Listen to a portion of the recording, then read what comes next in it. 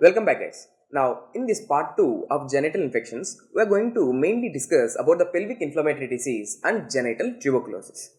Now let's start with the pelvic inflammatory disease. In the name itself it's very clear that inflammation is happening in the pelvic organs. So which pelvic organs and why it is happening? Now let's see. So what's the definition of the pelvic inflammatory disease? Pelvic inflammatory disease is a disorder. It's a spectrum of disorders of upper female genital tract. It's a keyword. Upper female genital tract is being affected. Upper female genital tract. Okay. So upper female genital tract, if I am saying this word, it includes what? It includes uterus and fallopian tube.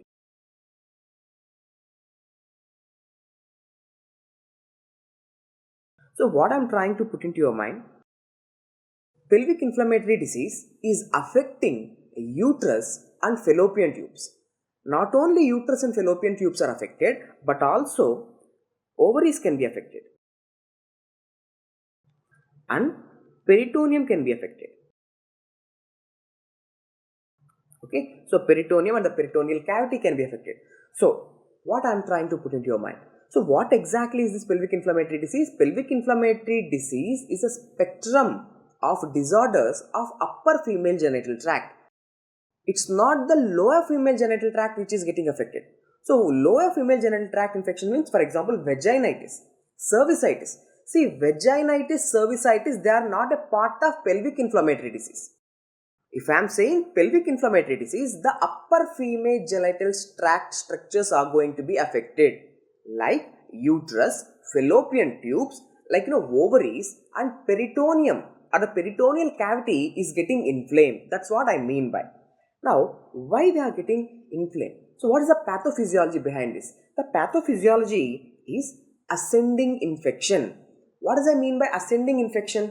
See, initially there is this lower female genital tract infection. Lower female genital tract infection is there. Now from there, the bacteria which are present in the lower female genital tract, they are getting ascending up into the upper female genital tract. So a bacteria which is present in the lower female genital tract is coming up. So if it's coming up means from the vagina it's coming into the cervix, or from the cervix it is getting, or it's finding its way into the uterus. Now in the uterus what it is doing? In the uterus it is causing endometritis. So uterus is not a part of lower female genital tract, uterus is a part of upper female genital tract. So in the uterus it is causing endometritis. So endometritis is a part of pelvic inflammatory disease. So from the uterus, where this infection is spreading? From the uterus, the infection is spreading into the tubes. In the tubes, what it is causing? Inflammation of the tubes, leading to salpingitis. So from the tubes, where it is going, it's falling onto the ovaries. There it can cause a tubo-ovarian abscess. So salpingitis and tubo-ovarian abscess, they are a part of pelvic inflammatory disease. And from the tubes, the infection may spread into the peritoneal cavity and it causes peritonitis, pelvic peritonitis. So pelvic peritonitis can be a part of pelvic inflammatory disease. So this is what I am trying to put. It's the ascending infection from the lower genital female tract to the upper female genital tract. Okay, so which includes endometritis, salpingitis, tubo-ovarian abscess and pelvic peritonitis. Out of all, so what is the most common thing which you will see in the pelvic inflammatory disease? It is the tubes which are getting affected. So salpingitis is very, very important. So salpingitis is most common when compared to the others. Okay. Now, pathology is completed. So what is that organism who is causing this pelvic inflammatory disease? See, pelvic inflammatory disease is considered to be polymicrobial in nature. See, many organisms can cause this infection and inflammation of these pelvic structures. But out of all, the most common organism to be considered is Chlamydia. Okay, so Chlamydia is the most common organism causing pelvic inflammatory disease. Following Chlamydia, we are having many organisms like Gonorrhea. Okay, even tuberculosis can cause this pelvic inflammatory disease, and anaerobes like lot of anaerobes, a Prevotella species, ureaplasma, mycoplasma, even bacterial vaginosis, many things can cause this pelvic inflammatory disease. But the most common organism is Chlamydia. Okay, well and good. Now, what is the investigation of choice? How can we know that a female is having this pelvic inflammatory disease? The investigation of choice in this condition is laparoscopy.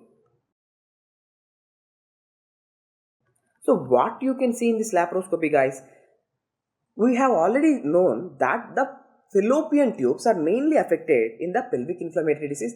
See, if the fallopian tubes are affected means there will be the fallopian tube will be edematous with lots of fluid, and this inflammation can also cause pus formation in the fallopian tubes. That's known as 𝐼𝐴𝐵𝐷. So if you have done this laparoscopy means you can clearly see that the pus is extruding. Pus is falling from the fimbrial ends of the fallopian tubes. Means you can directly visualize that pus is falling from the fallopian tubes. So that's what you can see. So in the laparoscopy, you can see pus extruding from fallopian tubes. Okay, so this is what. Now, let's see some important points. Most common organism causing the pelvic inflammatory disease in a IUCD user. See, what is this IUCD? Intrauterine contraceptive device, we know. So, the question is, why using an IUCD can cause a pelvic inflammatory disease, or why using an intrauterine contraceptive device can cause endometritis or salpingitis? It's very clear that, please understood. For example, okay, let me show you here. This is the uterus. This is the uterus. Here we are having this vagina. Now, you are trying to take this intrauterine contraceptive device, for example, copper T. So, how you can get access into the uterine cavity? You have to take the device, from the vagina and through the cervix into the uterine cavity. While passing this device from the vagina or from the cervix into the uterine cavity means there is a possibility that you can take the infections which are present in the lower female genital tract, that is vagina and cervix, into the uterus. You are giving the access for the bacteria which are present in the vagina into the uterine cavity. So, placement of an IUCD is a risk factor for development of pelvic inflammatory disease. That's an important MCQ. So, what is the most common organism causing this? It is actinomyces. Okay, so actinomyces is the most common organism causing pelvic inflammatory disease in a IUCD patient. Okay, in a IUCD user. What is the most common organism causing pelvic inflammatory disease in a virgin females? Now guys, please understood, Chlamydia is the most common cause of pelvic inflammatory disease. We know that. Chlamydia is the most common cause of pelvic inflammatory disease. But chlamydia, how you can acquire this? Chlamydia, genital candidiasis is a sexually transmitted disease. But if I am asking in a virgin female, she never had sex, and infection with chlamydia is rare. So, most common cause of pelvic inflammatory disease in a virgin female is tuberculosis. Okay, so in genital tuberculosis, we are going to again discuss this. Now, what I am trying to say to you guys, usually the pelvic inflammatory disease is because of ascending infection. But in a virgin female, the pelvic inflammatory disease is due to tuberculosis. How tuberculosis is coming and causing this pelvic inflammatory disease? It's a hematogenous route, MCQ. Okay, hematogenous. So via hematogenous route, this TB from the lungs, it is coming into the pelvic organs and there it is causing the inflammation over there. Now, what is the most common organism causing pelvic inflammatory disease in a postmenopausal females? In a postmenopausal female, the organism is E. coli. Okay, so these are the basics. Now please concentrate guys, let's see.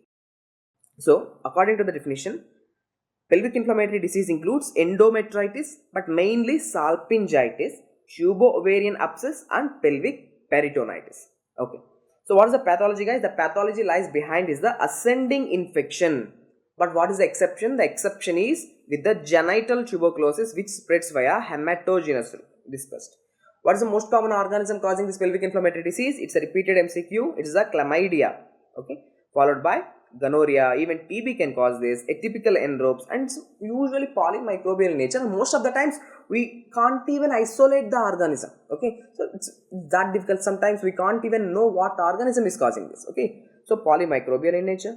And investigation of choice is laparoscopy, where you can see the pus is leaking from the fimbrial ends of the fallopian tubes, and actinomycosis actinomycetes is the organism causing pelvic inflammatory disease in IUCD user, and genital tuberculosis is the most common cause of pelvic inflammatory disease in the virgin females, and E. coli is the most common organism of pelvic inflammatory disease in a postmenopausal females. Now after this, please concentrate here. So what we are showing in these images, in these both images, so these are the adhesions. Okay, these things which you are seeing over here, these are the adhesions. So why these adhesions are happening and where these adhesions are happening? See, the adhesions which you are seeing here, they are happening around the liver. So I can say these are the violent string-like adhesions which are happening around the liver. So perihepatitis. And why this is happening over here? We have already seen that pelvic inflammatory disease is because of an ascending infection, which means the infection is spreading from the vagina into the cervix, and from the cervix the infection is spreading into the upper genital female tract, causing endometritis, salpingitis, tubo-ovarian and pelvic peritonitis. What if the infection is coming up to the liver? If the infection is coming up to the liver, there will be inflammation around the liver. So inflammation around the liver is the perihepatitis. So with the inflammation, we know there will be formation of these adhesions. Okay, so these are the violent string-like adhesions which are present around the liver. So this is known as the Fitz-Hugh-Curtis syndrome. Okay, so Fitz-Hugh-Curtis syndrome is seen mostly with the chlamydia. Okay, it's mostly associated with the chlamydia. Even chlamydia can cause this, and even gonorrhea can cause this. So how the patient is going to present you? The patient is going to present with the right upper quadrant pain because liver is getting affected. The 𝐒𝐮𝐻𝐿's capsule around the liver is getting affected. So this is what about the Fitz-Hugh-Curtis syndrome, which is perihepatitis with the development of violent string-like adhesions. Okay, now let's see, guys, in this video what I'm trying to show you is how hydrosalpinx looks like and how pyosalpinx look like. Why? Because it's the salpingitis. See, the entire pelvic inflammatory disease, we are going to talk about the fallopian tubes. Even the genital tuberculosis, the main structure which is getting affected is the fallopian tubes. Now please concentrate. See, this is how a fallopian tube looks like with the hydrosalpinx. See, it's totally inflamed with the fluid inside it. So here you can see a blood is filled inside a fallopian tube. This is just to give you an idea. Okay, this is known as hematosalpinx. Now the surgeon is trying to puncture the fallopian tubes. You can see the pus is coming out. So this is the pyosalpinx. Okay. So to give you an idea how hydrosalpinx, pyosalpinx looks like, I am showing you this video. Now after this, let's see what are the risk factors for the development of pelvic inflammatory disease. The risk factors are multiple sexual partners. Having multiple sexual partners, the female is likely to get genital chlamydiasis and gonorrhea, and that genital chlamydiasis and gonorrhea, they will ascend up and cause pelvic inflammatory disease. Previous history of a pelvic inflammatory disease is a risk factor. Okay. Using of an intrauterine device, I have said you, if you are taking the intrauterine device from lower genital tract to the upper genital tract, means you are giving the access for the organisms which are present down to the upper genital tract. So this can cause pelvic inflammatory disease. And bacterial vaginosis and STD, this is a very, very important MCQ. So having bacterial vaginosis, we know bacterial vaginosis because of the Gardnerella and because of other organisms, we know. If these organisms which are present in the vagina, if they are getting access to the upper structures, can lead to pelvic inflammatory disease. Nulliparity. Guys, please, you should understood here. Okay, please, you have to understood here that pregnancy is a protective factor for pelvic inflammatory disease. Why? See, during pregnancy, see, I am talking about the protective factor. Now, just for a minute, I am talking about a protective factor. Pregnancy is considered as a protective factor. Why? See, during pregnancy, we all know that there is formation of this thick mucus plug in the cervix. Now, having this thick mucus plug in the cervix doesn't allow the infection from lower tract to the upper genital tract. So, having this thick mucus plug is a protective factor, which means pregnancy is a protective factor. If pregnancy is a protective factor, having no pregnancy is a risk factor. Now, recent instrumentation of uterus. What does I mean by recent instrumentation of uterus? See, a female have undergone endometrial curettage, for example. She have undergone the curettage. See, if she is undergoing curettage means the instruments have to pass through the lower genital tract to the upper genital tract. Now with the instruments, if they are passing from the lower genital tract to upper genital tract, it is again the same thing. Okay, the organisms can get access to the upper genital organs and causing the pelvic inflammatory disease. And a female who used to douche more oftenly, okay, too much douching can also cause, douching is nothing but the cleaning, okay, too much sprinkling of these solutions into the vagina and cleaning. So a female who is douching too much can be at risk of developing this pelvic inflammatory disease, and cigarette smoking is considered as a risk factor, and sex during menses is also a risk factor for development of pelvic inflammatory disease. And absence of contraceptive pill use, this is something very much important. See, absence of OCP use or absence of contraception is a risk factor for pelvic inflammatory disease. Why so? See, for example, if she is using barrier methods of contraception, for example, she is using the condoms. Now, condoms are protective against STDs. Now, if condoms, if they are protective from the sexually transmitted disease, so there is no possibility of chlamydia. There is no chlamydia, no pelvic inflammatory disease. So like that. And using oral contraceptive pills is a protective factor. Why? Using these pills will make the cervical mucus thick. We know. See, this is one of the mechanism of action of the oral contraceptive pills. Using these pills make the cervical mucus thick.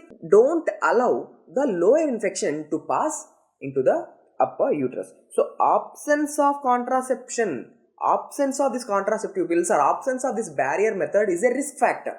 But using OCPs, using barrier methods of contraception is a protective factor. Okay, now let's see some important points. See, iatrogenic procedures. What does it mean by iatrogenic procedures? For example, like endometrial biopsy, uterine curettage, insertion of a IUD and hysterosalpingography. Performing these procedures is a risk factor for development of pelvic inflammatory disease, because doing these procedures will favor the organism to ascend up from lower tract to the upper female genital tract. Now, what are the protective factors, guys? We have already seen that pregnancy is a protective factor. Why? Because of the mucus plug, and using of these oral contraceptive pills also do the same thing, and barrier methods of contraception like condoms, they will prevent the STDs. So if STDs are prevented means automatically pelvic inflammatory disease can be prevented. Now, menopause can also be considered as a protective factor. Now, after this, let's see the clinical features. If a female is having this pelvic inflammatory disease, the main clinical feature is going to be the lower abdominal pain. Okay, lower abdominal pain because of the inflammation in that pelvic organs. She is going to have this pain. Now she can have, see, it's because of infection, right? She can have the fever, anorexia, vomiting, and it's very clear that all these genital tract infections, they are going to present with the discharge. So there will be mucopurulent discharge coming out of the vagina, and she can have dysuria and dyspareunia. Why dysuria? See, pelvic inflammatory disease is because of chlamydia and gonorrhea. We all know that gonorrhea can cause this urethritis, so there will be dysuria, painful urination can be there. And why there is a dyspareunia? Because of the formation of these adhesions around the uterus, in the pouch of Douglas, that can cause a painful coitus. Okay, so during coitus, that movements can stretch these adhesions and cause the pain. Okay, and there will be a menorrhagia and dysmenorrhea. Okay, menorrhagia can be there and dysmenorrhea. This is the secondary dysmenorrhea or congestive dysmenorrhea can be seen with the pelvic inflammatory disease. But the main complaint with the pelvic inflammatory disease is the pain. Their chief complaint is going to be the pain. Okay, now after this, let's see some important criteria to put the diagnosis for pelvic inflammatory disease. See, these clinical features, they are not specific. They are not going to be specific. Why? Because abdominal pain can be there in many different conditions. Fever, discharge, dysuria, they can be seen with many other conditions. But now let's see certain important criteria to establish the diagnosis of this pelvic inflammatory disease. Now, the minimum criteria. Okay, I am going to talk about the minimum criteria. Okay, this column. See, a female should have a pelvic or lower abdominal pain. Okay, she's a female and she's a reproductive age female. Now she is having this lower abdominal pain. Along with the lower abdominal pain, she should have any one of this following.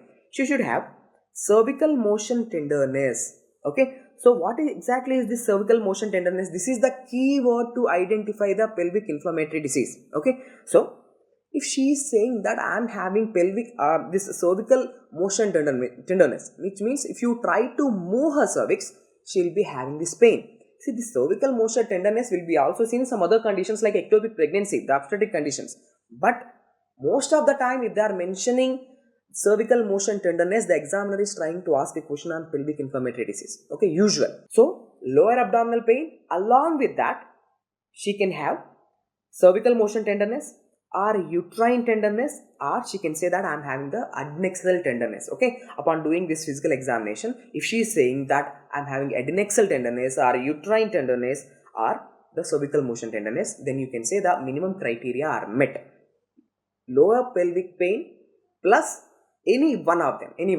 Okay, now there are certain additional criteria, okay, so which enhance the specificity of the diagnosis, which are giving more evidence that this is pelvic inflammatory disease. What are they? She will be having fever. Okay, clinical feature, fever can be there, and she can have this vaginal mucopurulent discharge. Now you can see this leukorrhea. Okay, leukorrhea can be there.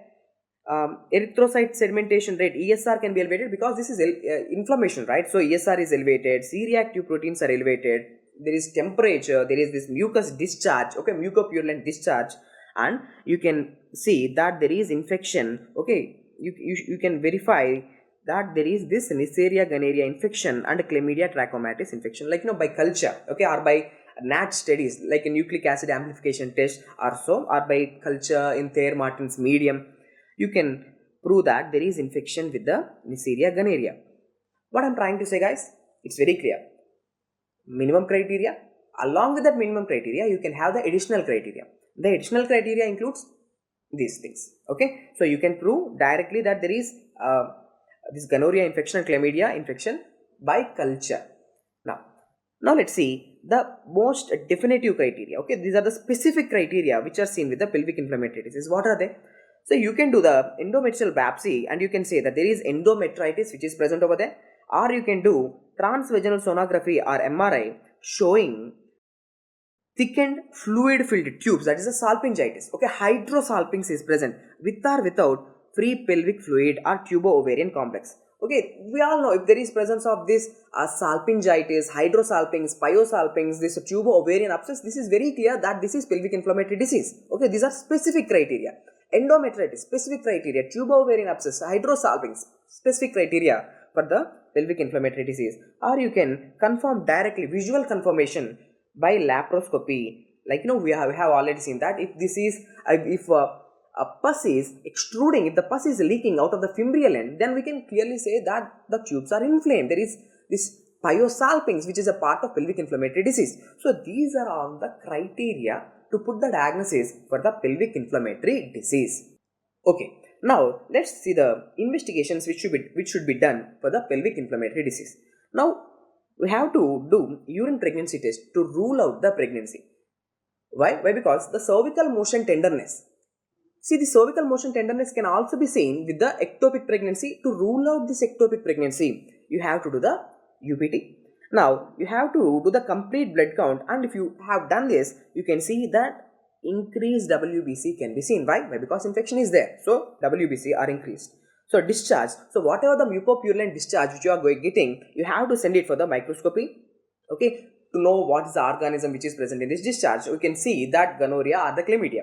Now, you can also do the test for gonorrhea and chlamydia, like the test like NAT, that is a nucleic acid amplification test, or you can do the culture. Now, you can also do endometrial biopsy where you can see the endometritis, and ultrasonography can be done, and even laparoscopy can be done. So, if you have done the laparoscopy, means in laparoscopy you can see that pus is extruding out of the fallopian tubes. That's very good. Now, if you have done the ultrasonography, what kind of ultrasonographic features can be seen? That's we are going to discuss in the next slide. But please concentrate, guys.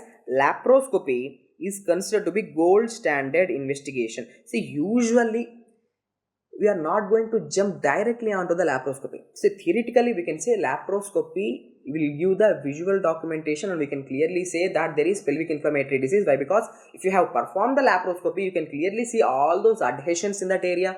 You can see that pus is coming out of the fallopian tubes. You can document the tubo-ovarian abscess. You can document hydrosalpinx. Okay, well and good. And you can also directly treat it if you want. But we won't directly jump into the laparoscopy for investigation. What we will do is, the diagnosis of pelvic inflammatory disease is mainly clinical. Okay, based on the criteria, we will put the diagnosis of pelvic inflammatory disease. Not with the help of laparoscopy, we are keeping the diagnosis. Diagnosis in pelvic inflammatory disease is mainly clinical. It's not with the laparoscopy. Why? Because laparoscopy is invasive. Okay, now after seeing this, let's see what are the findings which are seen with the ultrasonography. Guys, please concentrate. If you have done this ultrasonography, now you can see this cog-wheel sign of fallopian tubes. Why? See, fallopian tubes are mainly affected with the pelvic inflammatory disease. We know it. But see, if this is a fallopian tubes, because of the adhesions which are getting formed in the fallopian tubes. See, these are the adhesions. You can see here.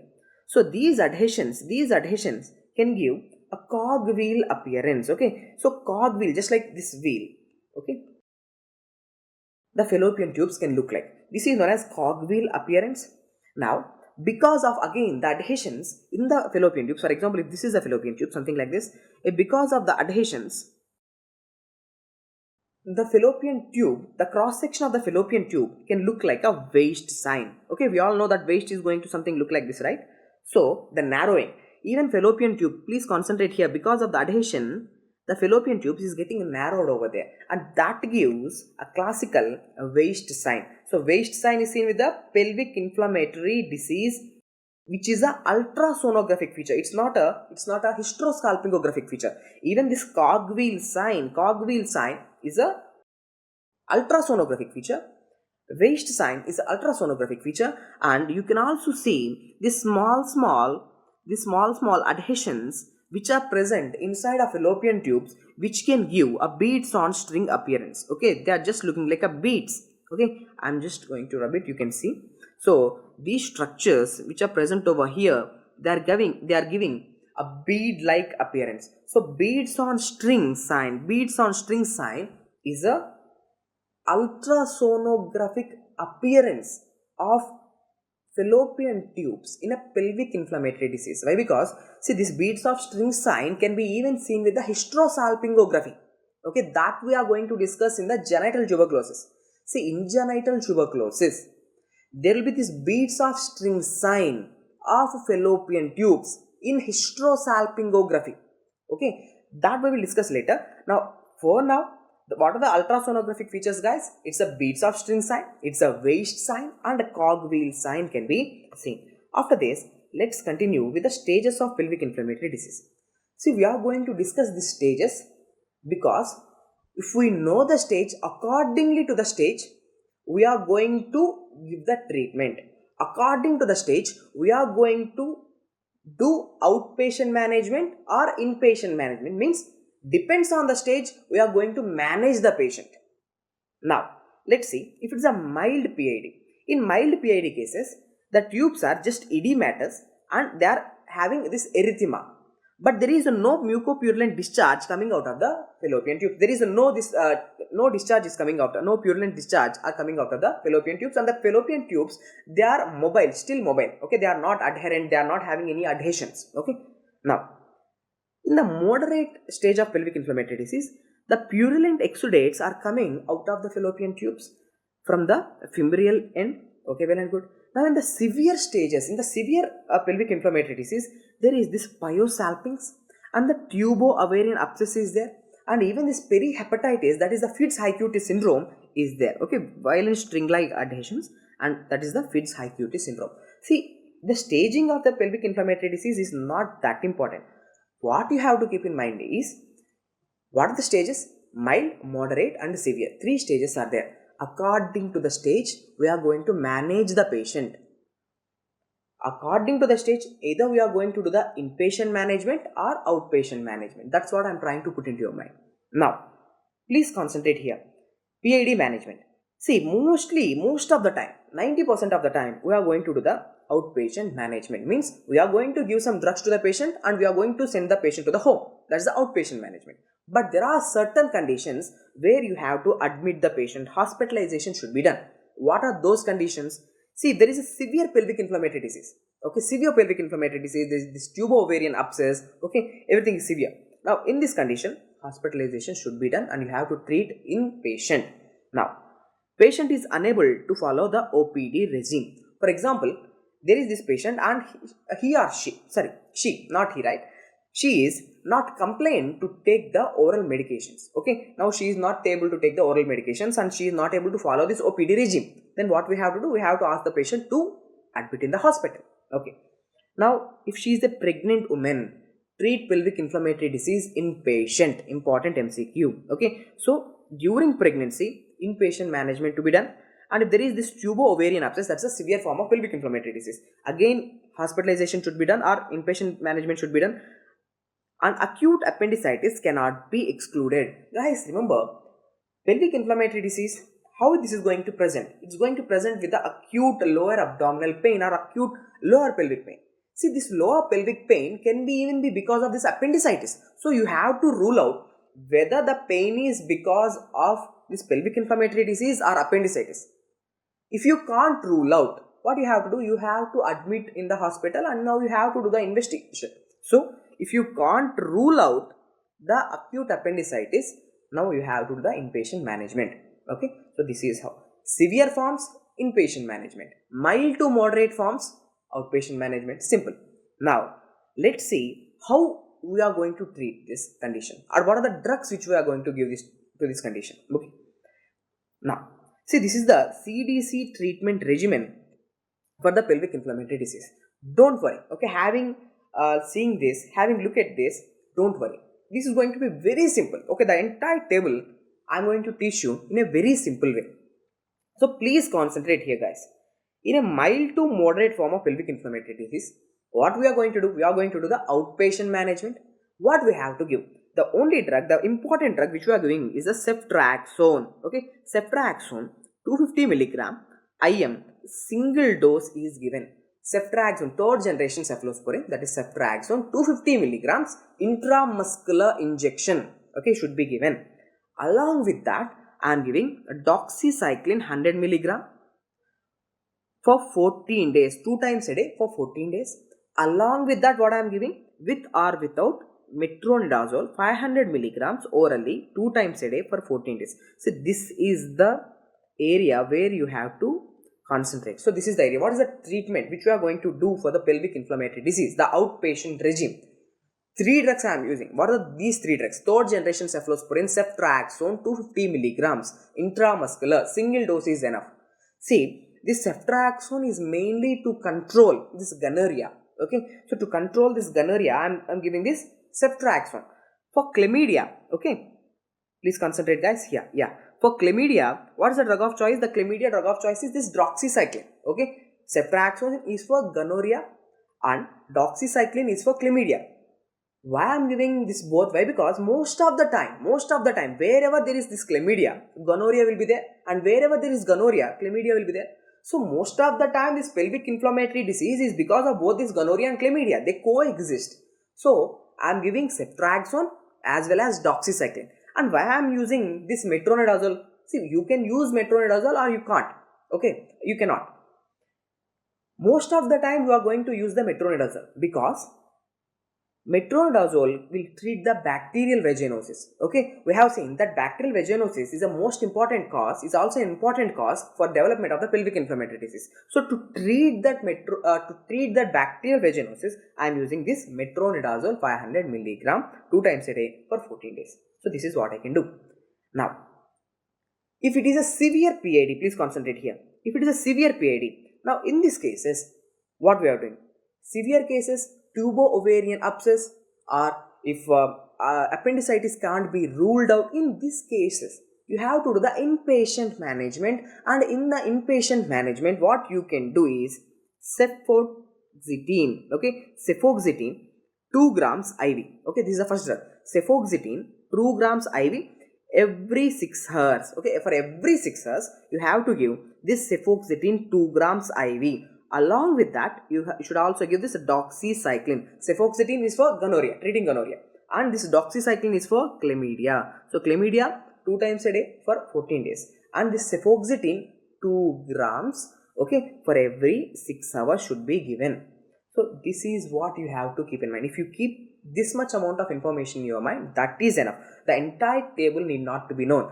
In a mild to moderate case, ceftriaxone 250 mg, doxycycline for 14 days, metronidazole 500 mg for 14 days. In a severe form, hospitalization should be done, and there you have to do 𝐶efoxetine 2 gram IV every 6 hours along with that doxycycline for 14 days 100 milligrams 2 times a day. Okay, treatment of pelvic inflammatory disease is completed. Now, let's see what are the complications of the pelvic inflammatory disease. If a female is having this PID means, then she will have this infertility, or she can develop the ectopic pregnancy. Why? See, pelvic inflammatory disease, it's the inflammation of the pelvis. Too much amount of adhesions will be there. Too many adhesions will develop in the area of this pelvis. Because of these pelvic adhesions, what can happen? There will be distortion of the tubo-ovarian relationship. See, here should be the ovaries and the fallopian tubes are something like this. When an ovary ovulate, the ovum will be easily catched up by the fallopian tube. But because of the adhesions, the tubo-ovarian relationship can get distorted. So the ovum which is coming out of the ovary can't be catched up by the fallopian tube. So distorted tubo-ovarian relationship can cause infertility in a female with PID, and ectopic pregnancy can happen. Why ectopic pregnancy? We all know that salpingitis. Okay, it's the salpingitis which is mainly seen with the pelvic inflammatory disease. Tubes are going to be affected. If tubes are going to be affected, there are adhesions in the tube, means the implantation can happen in the tubes itself. That can lead to ectopic pregnancy. So these are the complications, and Fitz-Hugh-Curtis syndrome can also be a complication. Now, after pelvic inflammatory disease, let's talk about some important points about the genital tuberculosis. Guys, it's very simple, genital tuberculosis. Even this tuberculosis can cause pelvic inflammatory disease, we know this. But what is the route of spread? Tuberculosis is going to affect the lungs. From the lungs, this TB via hematogenous route, it's coming to the pelvic organs and causing the pelvic inflammatory disease. So that's the genital tuberculosis. So genital tuberculosis is always a secondary infection. It's not the primary infection of the genital organs. It's a secondary infection. So what is the primary focus? The primary focus is the lungs and lymph nodes. Okay. So from lungs or from the lymph nodes, the TB is spreading to the genital organs. So the spread is via hematogenous routes. It's not the ascending infection. MCQ. Now, what is the most common site getting affected with the genital tuberculosis? Repeatedly asked MCQ. Here also again fallopian tubes. So everywhere here the fallopian tubes. Even pelvic inflammatory disease and in the genital tuberculosis, the most common structures which are affected are the fallopian tubes. So there will be bilateral endosalpingitis. So both the fallopian tubes are getting affected. So bilateral in nature and salpingitis will be there. Okay. So now in the fallopian tube, which part is getting affected? So the most common part which is affected in the fallopian tube is ampulla. Okay, MCQ. Okay, so the most common structure which is affected in the genital tuberculosis is the fallopian tube. Even in the fallopian tube, the ampulla is most commonly affected. Now, apart from fallopian tube, what else structure? The second most common structure that's getting affected is the uterus. So that will present with the endometritis. Okay, the uterus endometrium is going to be the second most common structure that's affected with the genital tuberculosis. MCQ. First is fallopian tubes, bilateral salpingitis, ampular region is getting affected, and second most common structure is uterus. So what is the most common age group that's getting affected? It's the reproductive age group women. They are getting affected. And what is the most common symptom? See guys, this is very much important MCQ. Okay, having this genital tuberculosis is very dangerous. Right? Because most of the time, like almost 30 to 50% of the time there can be infertility in the females who are having this genital tuberculosis. MCQ. Okay, so infertility is the most common symptom. See, pelvic inflammatory disease, it's a pain. Pelvic inflammatory disease, painful. Okay, lower abdominal pain, But if I am talking about the genital tuberculosis, the most important symptom is going to be infertility. Now, let's see hysterosalpingographic findings in a genital tuberculosis. Guys, this is a very important area where examiner would like to ask you the MCQs. Guys, we all know that in genital tuberculosis, what is the most important structure which is getting affected? It's the fallopian tubes. So, because of the inflammation of the fallopian tubes, because of the salpingitis, because of the adhesions inside the fallopian tubes, you can have different hysterosalpingographic appearances. Guys, you can see in the image number 1, this beaded appearance of the fallopian tubes on hysterosalpingography. We have already seen beaded appearance of the fallopian tubes where in the pelvic inflammatory disease, beaded appearance is seen on ultrasonography. But here I am talking beaded string appearance, beads on string appearance on hysterosalpingography is seen in the genital tuberculosis. So, beads on string. Okay. Along with this, you can also see, please concentrate here. This is, we all know this is a golf stick and this is a ball. You can also see that here the fallopian tube, because of the sacculation, because of the hydrosalpings, it's looking like a golf club. Okay, golf club appearance. Okay, golf club appearance of the fallopian tubes is seen with the genital tuberculosis. Now, in this third image, you can see the fallopian tube lost its tortuation and it become rigid and it just bends like this. Okay, here bending. This bending is important. See, even the cigar pipe, you can see this bending. Okay, so this appearance is known as pipe stem appearance. Okay, so pipe stem appearance is seen with the genital tuberculosis. Now here the fallopian tube, because of the hydrosalpings, okay, the distal end of the fallopian tube, the ampullary region mainly, it is getting dilated and giving tobacco pouch appearance. Tobacco pouch appearance. So this is how tobacco pouch looks like, okay, in the olden days. So tobacco pouch appearance, okay, like this, tobacco pouch appearance. Now you can also see here cotton wool plug appearance, okay.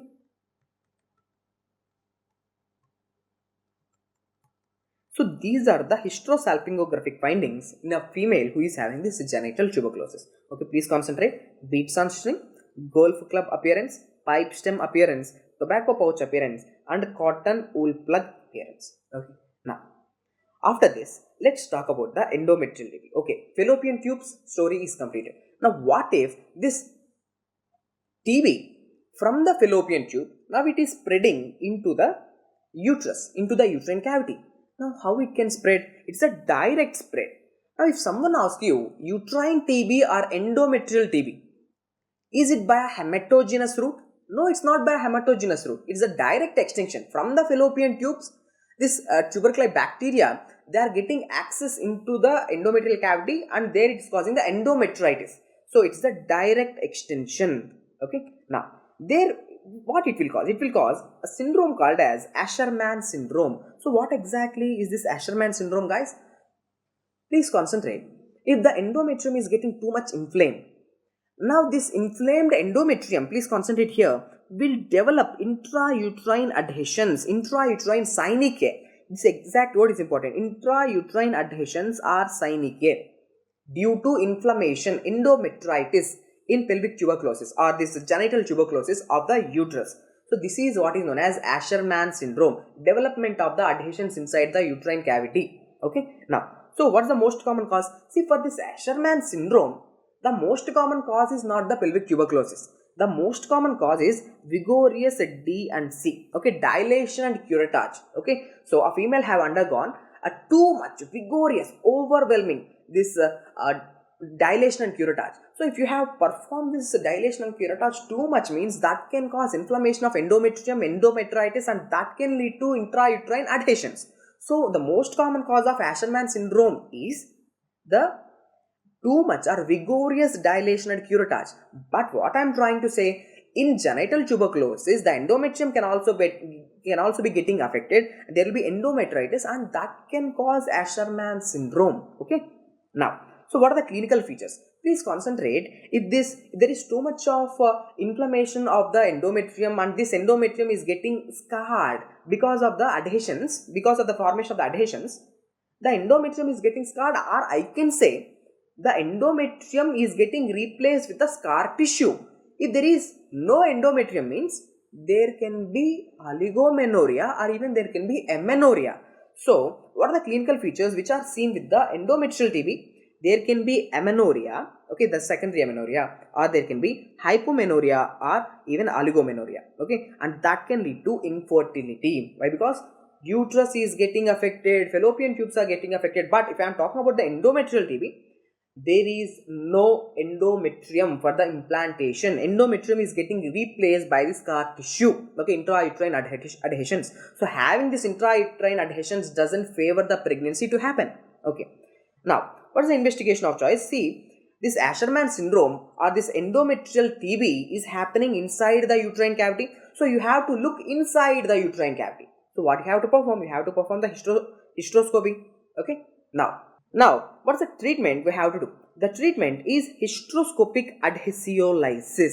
Okay, see, you have to perform the hysteroscopy, and upon performing the hysteroscopy, if you can see the adhesions inside the uterine cavity, try to take out those adhesions. It's the hysteroscopic adhesiolysis which is the treatment should be done for the endometrial TB. That's the Asherman syndrome.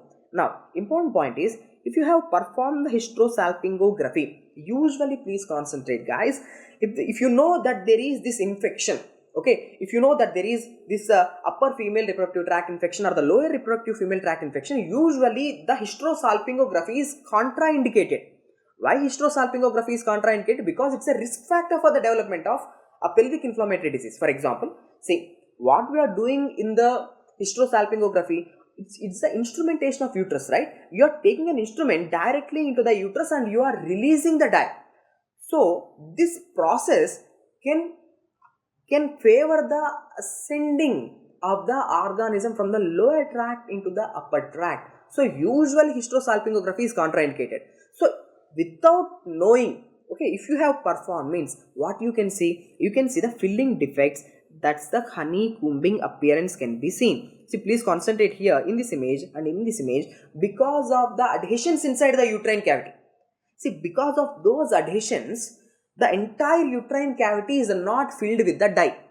So there can be these filling defects that will give the honeycombing appearance. So these are some important points about the endometrial TB. Now, how we have to treat this condition? The treatment, it's a TB, right? So we have to give anti-tubercular therapy. Anti-tubercular therapy are these tubercular drugs, which includes isoniazid, rifampicin, pyranzinamide and ethambutol for the first 2 months, and 3 drugs, isoniazid, rifampicin and ethambutol for the next 4 months. Okay, so 2 months and 4 months. So 4 drugs for 2 months and 3 drugs for 4 months should be given.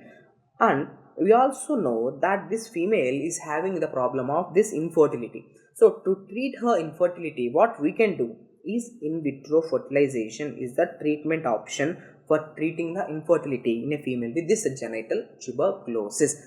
So again I am repeating, pelvic inflammatory disease, it's the pain, lower abdominal pain, lower pelvic pain. Genital tuberculosis, it's all about the infertility. Okay, the tubes are getting affected, the uterus is getting affected, the uterine TB, that Asherman syndrome. Okay, so it's causing the infertility. Okay guys, I hope the lecture is helpful. We have completed the genital infections and also we have completed the topics of pelvic inflammatory disease and genital tuberculosis. Thank you.